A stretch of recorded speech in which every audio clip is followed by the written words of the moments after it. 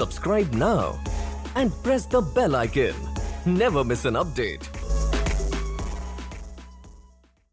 नमस्कार दोस्तों, मैं सुमित मिश्रा स्वागत करता हूं एक बार फिर से आप सभी का Mishra ji technical YouTube channel में। दोस्तों, जैसे कि मैंने आपको बताया था कि 13 तारीख से 15 तारीख तक की वीडियो आपको दोबारा प्रोवाइड की जाएगी, क्योंकि इन दिनों मैं अवेलेबल नहीं था यहाँ पर, तो वीडियो नहीं बन पाई थी करंट अफेयर की। तो 13, 14 और 15 फरवरी की करंट अफेयर की वीडियो मैं लेकर आ चुका हूँ दोस्तों। इसके बाद ये वीक कंप्लीट हो गया है, यानी कि तो अब करंट अफेयर की वीडियो की रिवीजन का वक्त है। तो इसके बाद मैं वीकली करंट अफेयर का रिवीजन कराऊंगा, जैसे कि मैं हर वीक कराता हूं आपको। तो वो वीडियो आपको शाम को मिलेगी, ठीक है। तो इसमें हम लोग 13, 14 और 15 फरवरी की वीडियो देख लेते हैं। तो इसको इम्पॉर्टेंट इसलिए है देखना, क्योंकि इसमें से भी क्वेश्चन इंक्लूड किए गए हैं उस वीकली करंट अफेयर के क्विज में। तो इस वजह से पूरी वीडियो आप लोग ध्यान से देखिएगा दोस्तों, ठीक है। तो अगर आप चैनल पर नए हो तो सब्सक्राइब कर लो, जिससे शाम वाली भी वीडियो आप लोग को मिल जाए, ठीक है। इसके साथ ही इसकी PDF फाइल भी मैं आपको दूंगा दोस्तों, वो दूंगा आपको टेलीग्राम ग्रुप पर। तो लिंक डिस्क्रिप्शन में दिया हुआ है, या फिर आप लोग टेलीग्राम ऐप डाउनलोड करके मिश्रा जी टेक्निकल सर्च करके जुड़ सकते हैं। इसके साथ ही अनअकैडमी पे भी कई कोर्सेज अपलोड हुए हैं RRB JEE की जो लोग तैयारी कर रहे हैं उनके लिए। साइंस के कुछ इंपॉर्टेंट क्वेश्चंस और वीडियोज़ लेसन्स उस पर अपलोड किए जाते हैं, तो उनको आप लोग जरूर देखिएगा, ठीक है। अनअकैडमी का लर्निंग ऐप डाउनलोड करके सुमित मिश्रा सर्च करके आप लोग वहाँ से हमसे जुड़ सकते हैं। चलिए देखते हैं आज का पहला क्वेश्चन। तो पहला क्वेश्चन है, international day of women and girl in science कब मनाया जाता है? तो ये मनाया गया दोस्तों 11 फरवरी को। कब मनाया गया? 11 फरवरी को मनाया गया international day of women and girl in science, ठीक है। तो नाम से ही थोड़ा सा आइडिया मिल जा रहा है आपको कि विज्ञान और प्रौद्योगिकी के क्षेत्र में जो महत्वपूर्ण भूमिका निभाने वाली महिलाएं होती हैं, छात्राएं लड़कियां होती हैं, तो उनके सम्मान में ये मनाया जाता है, ठीक है। कब मनाया जाता है? 11 फरवरी को, ओके। तो ज़्यादा डिटेल में ना बताते हुए हम लोग जल्दी ज़्यादा क्वेश्चंस हैं क्योंकि, तो उनको हम लोग कवर करेंगे। चलिए आगे देखते हैं। हाल ही में सीनियर नेशनल बैडमिंटन चैंपियनशिप कहाँ शुरू हुआ? तो सीनियर नेशनल बैडमिंटन चैंपियनशिप का आयोजन हुआ दोस्तों गुवाहाटी में। कहाँ पर? गुवाहाटी में हुआ, जो कि है असम में। और इसमें जीता किसने? तो साइना नेहवाल ने जीता है। जो लोग आज की करंट अफेयर देखे होंगे उसमें मैंने बताया हुआ है कि साइना नेहवाल ने जीता है PV सिंधु को हरा करके, ठीक है। तो PV सिंधु और साइना नेहवाल, इनको याद रखिएगा। कहाँ की हैं ये भी मैंने आपको बताया है। PV सिंधु हैं तेलंगाना की, साइना नेहवाल हैं हरियाणा की, ठीक है। साइना नेहवाल का ये लगातार दूसरा खिताब था। और ये तो थी महिला एकल की बात। अगर हम लोग पुरुष एकल की बात करें तो सौरभ वर्मा ने जीता है पुरुष एकल का खिताब, ठीक है। ये इस बार का 83वां संस्करण था। इतना चीज़ें आप लोग याद रखिएगा। सीनियर नेशनल बैडमिंटन चैंपियनशिप कहाँ हुआ आयोजन इसका? गुवाहाटी में। आगे देखते हैं, MRF चैलेंज का खिताब जीतने वाली पहली महिला कौन बनी? तो MRF चैलेंज का खिताब जीतने वाली पहली महिला बन गई हैं जेमी चैडविक। कौन? Jamie Chadwick. तो जेमी चैडविक इमेज में जो कि आपको दिख रही हैं यही हैं, ये पहली महिला ड्राइवर हैं MRF का चैलेंज जीतने वाली। इसके साथ ही अगस्त 2018 में ये ब्रिटिश F3 रेस भी जीती थी। कौन सा? British F3 race, okay. तो ये ब्रिटिश F3 रेस जीतने वाली भी पहली महिला बनी थी, इसको भी आपको ध्यान में रखना है, ठीक है। चलिए नेक्स्ट देखते हैं। नेक्स्ट है, भारत और किस देश ने समुद्री प्रदूषण से निपटने के लिए पहल आरंभ की है? तो भारत और अभी हाल ही में नॉर्वे ने, ठीक है, इन दोनों देशों ने समुद्री प्रदूषण से निपटने के लिए, जो समुद्रों में पॉल्यूशन होता है उससे निपटने के लिए एक पहल की आरंभ की है, ठीक है। इसके लिए दोस्तों भारत के पर्यावरण और वन जलवायु परिवर्तन मंत्रालय और नॉर्वे के विदेश मंत्रालय, इन दोनों ने साथ में मिल करके, इन दोनों मंत्रालयों ने साथ में मिल करके India Norway marine pollution initiative की स्थापना की और उसके लिए एक पत्र पर हस्ताक्षर किए हैं, ठीक है। तो नॉर्वे और भारत ने मिल करके समुद्री प्रदूषण से निपटने के लिए एक पहल की योजना आरंभ की है, ठीक है। चलिए आगे देखते हैं। अगला है, किस राज्य में 3 दिवसीय कृषि कुंभ आयोजित हुआ? तो अभी हाल ही में बिहार में आयोजित हुआ है 3 दिवसीय कृषि कुंभ, ठीक है। और ये आयोजित हुआ था बिहार के मोतिहारी में। कहाँ पर? बिहार के मोतिहारी में हुआ था आयोजित। इसका आयोजन किया किसने था? तो बिहार के राज्यपाल जो करंट टाइम पर हैं लालजी दास टंडन जी, और केंद्रीय कृषि मंत्रालय राधा मोहन सिंह ने, जो केंद्रीय कृषि मंत्री हैं, तो राधा मोहन सिंह और लालजी दास टंडन जी ने इसका उद्घाटन किया था, ठीक है। 3 दिवसीय था ये कृषि कुंभ, बिहार के मोतिहारी में किया गया था, ठीक है। क्लियर है? चलिए नेक्स्ट देखते हैं। नेक्स्ट है, किस राज्य सरकार ने डिक्की बंदी स्टेडियम का नाम बदल करके PA संगमा के नाम पर रखा? तो डिक्की बंदी स्टेडियम ये है मेघालय में। तो जाहिर सी बात है मेघालय राज्य सरकार ने इसका नाम बदला है। और अब जो यहाँ के पूर्व मुख्यमंत्री रह चुके हैं पी.ए. संगमा, और इसके साथ ही पी.ए. संगमा लोकसभा के पूर्व स्पीकर भी हैं। तो इनके नाम पर रख दिया गया है डिक्की बंदी स्टेडियम का नाम चेंज करके, ठीक है। तो मैंने बताया आपको याद रखना है, पी.ए. संगमा पूर्व लोकसभा स्पीकर भी हैं, रह चुके हैं, और मेघालय की ये पूर्व मुख्यमंत्री भी हैं, ठीक है। तो डिक्की बंदी स्टेडियम का नाम इनके नाम पर चेंज किया गया है। आगे देखते हैं, अरुणाचल प्रदेश का डीडी अरुण प्रभा चैनल किसने लॉन्च किया?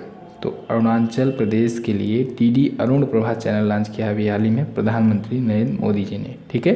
डीडी अरुण प्रभा जो है ये दोस्तों 24x7 यानी कि 24x7 चलने वाला ये सैटेलाइट चैनल है, लॉन्च किया गया है अरुणाचल में डीडी अरुण प्रभा के नाम से, और ये इसी के साथ पूर्वोत्तर क्षेत्र का दूसरा दूरदर्शन का चैनल बन चुका है। कौन सा?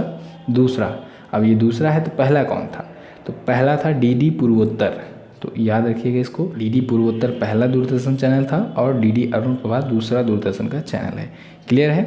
चलिए आगे देखते हैं दोस्तों। ज़्यादा मैं एक्सप्लेन नहीं कर रहा हूँ और थोड़ा स्पीड से चल रहा हूँ क्योंकि क्वेश्चंस ज़्यादा हैं, तो जल्दी से जल्दी आपको कवर कराना है जिससे आपको वीकली करंट अफेयर की भी क्विज में दे सकूँ शाम तक, ठीक है। अगला है, हाल ही में एनटीपीसी ने किस बैंक के साथ 5,000 करोड़ रुपए का ऋण समझौता किया? तो अभी हाल ही में एनटीपीसी ने एसबीआई के साथ, किसके साथ? स्टेट बैंक ऑफ इंडिया के साथ 5,000 करोड़ रुपए का ऋण समझौते ज्ञापन पर हस्ताक्षर किया है। एनटीपीसी है तो उसका फुल फॉर्म याद कर लीजिए, national thermal power corporation limited. मैं फिर से बोल रहा हूँ, national thermal power corporation limited है इस कंपनी का पूरा नाम। ये एक महारत्न कंपनी है। इसके चेयरमैन और एमडी की बात करें तो गुरदीप सिंह है करंट टाइम पर चेयरमैन। कौन है? गुरदीप सिंह, और इसका हेडक्वार्टर है न्यू दिल्ली में, ठीक है। चलिए आगे देखते हैं, यूनानी चिकित्सा पद्धति पर राष्ट्रीय सम्मेलन कहाँ हुआ? तो यूनानी चिकित्सा पद्धति पर राष्ट्रीय सम्मेलन हुआ है अभी हाल ही में न्यू दिल्ली में। कहाँ पर? न्यू दिल्ली के विज्ञान भवन में हुआ है, इमेज में आपको दिख रहा होगा, ठीक है।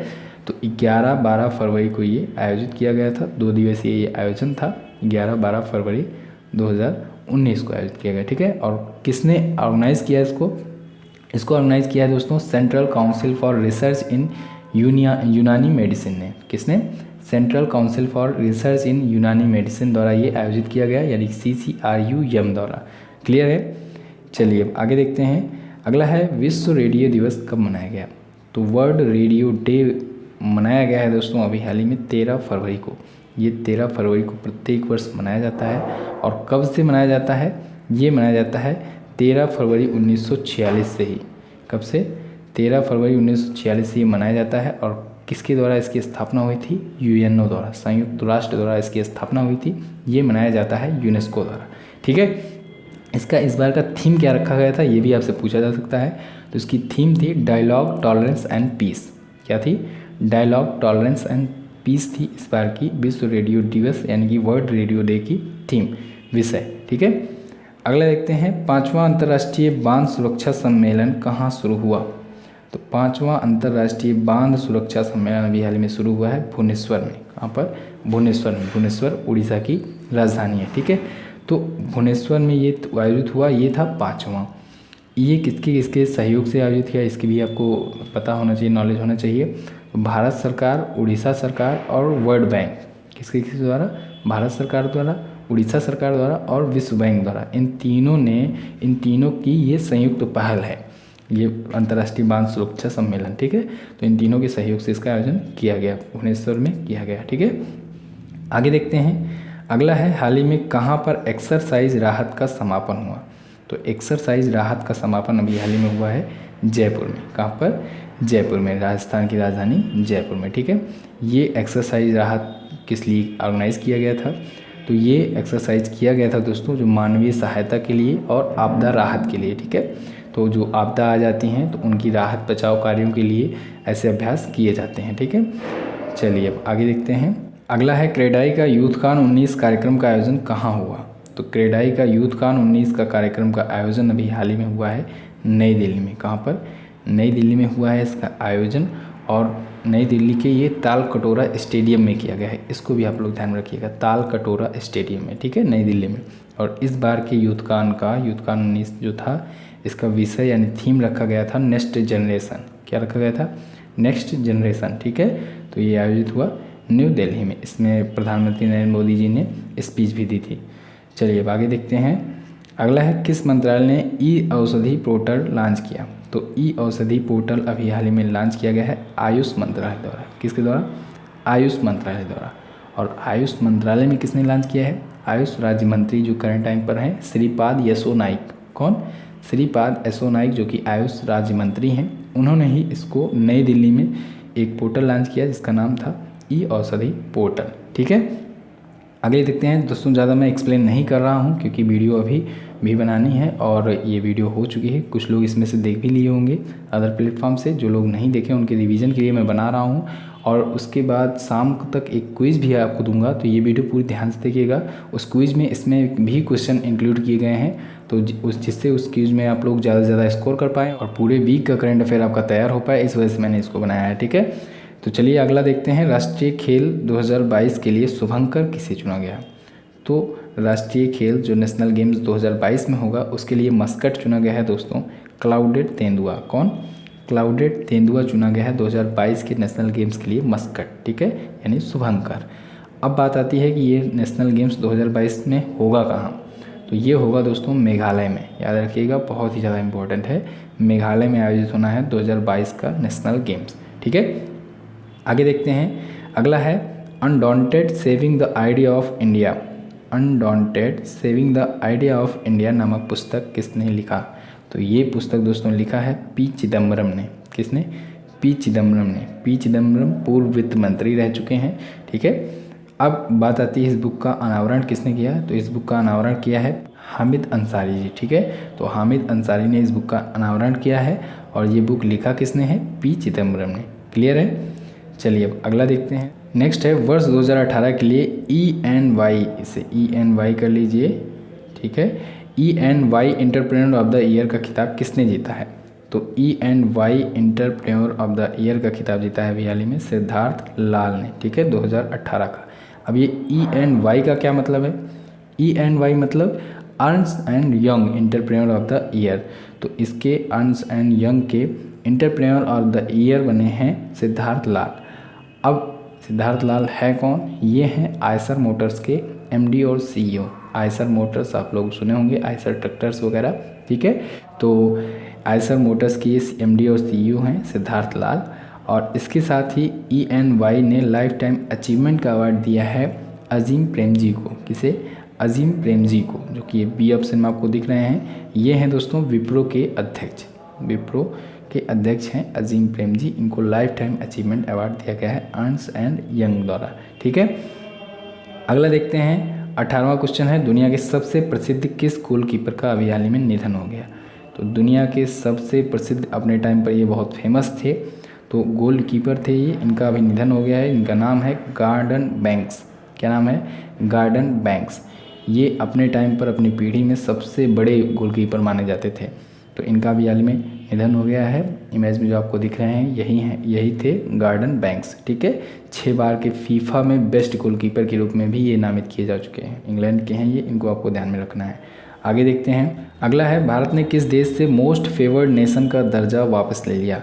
तो भारत ने अभी हाल ही में पाकिस्तान से मोस्ट फेवर्ड नेशन का दर्जा वापस ले लिया। ठीक है, पुलवामा में जो अटैक हुआ था जिसमें हमारे CRPF की 40 से ज़्यादा जवान शहीद हो चुके हैं, तो उसके बाद भारत सरकार ने एक्शन लिया है और उस एक्शन के दौरान मोस्ट फेवर्ड नेशन का दर्जा वापस ले लिया है पाकिस्तान से। ठीक है, मोस्ट फेवर्ड नेशन में इनको ऐड किया था भारत ने 1996 में। WTO के अंतर्गत ये आता है। इसके बारे में कई सारे पॉइंट्स हैं, तो मैं एक स्पेशल वीडियो बनाकर आपको अच्छे से एक्सप्लेन करके बता दूंगा। ठीक है, कि क्या होता है ये मोस्ट फेवर्ड नेशन। तो आप लोग कमेंट करके अगर बताएंगे, हमें कहेंगे, तो अगली वीडियो जो होगी मैं इसको बना दूंगा। ठीक है, आगे है भारत ने किस देश के साथ 72,400 असॉल्ट राइफल्स की खरीद पर समझौता किया? तो भारत ने अभी हाल ही में अमेरिका के साथ में एक समझौता किया है जो कि है 72,400 सिक्स फायर असॉल्ट राइफल। ठीक है, तो 72,400 सिक्स फायर असॉल्ट राइफल खरीदेगा भारत। कहाँ से खरीदेगा? अमेरिका से। और कितने में खरीदेगा, यानी लागत कितनी आएगी? तो लागत आएगी दोस्तों 700 करोड़ रुपए की लागत आएगी लगभग में। ठीक है, और इसका यूज़ कौन करेगा? तो चाइना की सीमा पर जो हमारे सैनिक तैनात हैं वो इसका यूज करेंगे, इस राइफल को। ठीक है, तो भारतीय सेना और ज़्यादा मजबूत हो जाएगी। तो ये तो थे दोस्तों 20 क्वेश्चंस जो कि थे 13, 14, और 15 फरवरी के दिन से, ठीक है। मैंने इन दिनों में वीडियोस नहीं प्रोवाइड की थी आपको, मैं अवेलेबल नहीं था, तो इसलिए मैंने आपको बताया था कि मैं इसकी वीडियो आपको दूंगा बाद में। तो वो वही वीडियो थी ये, तो जिन लोग को नहीं पता है उन लोग जान लें। और अब आज शाम को वीकली करंट अफेयर की वीडियो आएगी, तो इस वीक का पूरा करंट अफेयर उसमें रहेगा, तो आप लोग बहुत अच्छे से उसको रिवाइज़ कर सकते हैं। वीकली करंट अफेयर का क्विज सॉल्व करके बहुत अच्छे से आप लोग रिवीजन कर पाएंगे, मुझे पता है, बहुत अच्छा लगता है उसको लोगों को, ठीक है। आप लोग वेट कीजिएगा, शाम तक वो वीडियो आएगी, मैं कोशिश ज़रूर करूँगा शाम तक वो वीडियो देने की। तो बस फिलहाल आज की इस वीडियो में बस इतना ही। अगर आप चैनल पर नए हो तो सब्सक्राइब जरूर कर लो, जिससे आगे आने वाली वीडियोज़ की नोटिफिकेशन आपको मिला करे। और इसके साथ ही मैं डेली करंट अफेयर की जो वीडियो बनाता हूँ उसको आप लोग ज़रूर देखा करो, ठीक है। उसमें मैं कई सारे इंपॉर्टेंट पॉइंट बताता हूँ और बहुत अच्छे से एक्सप्लेन करके बताता हूँ। मैं खुल के उसका प्रचार करता हूँ इसलिए क्योंकि उसमें बहुत ज़्यादा मेहनत लगती है डेली करंट अफेयर की वीडियो बनाने में, और बहुत अच्छा रिस्पांस भी रहता है, आप लोगों को पसंद भी आती है वो वीडियो। तो इस वजह से आप लोग को वो देखना जरूर चाहिए, ठीक है। तो मिलते हैं अगली वीडियो में दोस्तों, तब तक के लिए नमस्कार, जय Hind, Vande Mataram. Subscribe now and press the bell icon. Never miss an update.